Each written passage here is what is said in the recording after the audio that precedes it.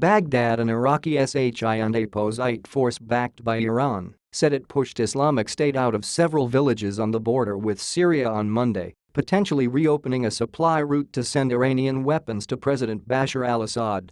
The maneuver could also be the prelude to a connection with the Assad and APO's Iranian-backed forces, although they are yet to reach the Iraqi border from the Syrian side.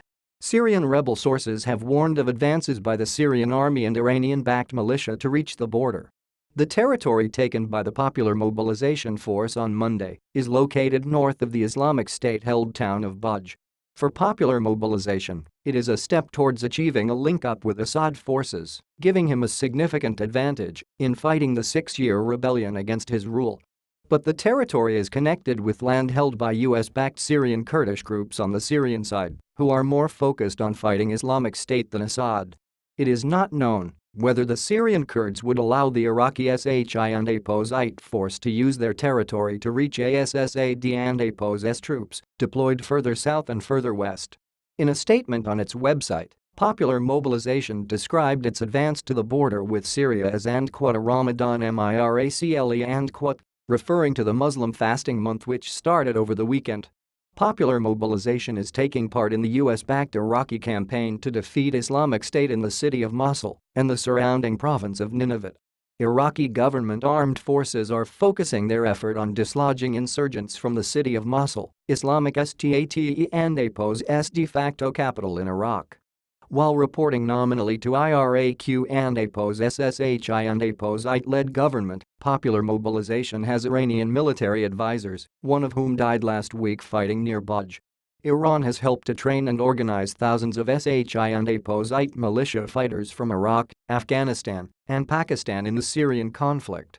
Fighters from Lebanon and APO's Hezbollah are also working closely with Iranian military commanders in Syria. 8 months into the Mosul campaign, Islamic State fighters have been dislodged from all of the city except an enclave by the western bank of the Tigris River.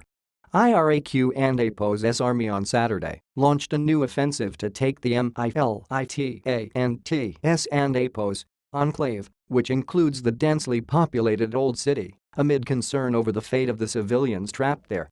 Up to 200,000 people still live behind Islamic State lines in Mosul, struggling to get food, water and medicine, UN humanitarian coordinator Liz Grant told Reuters.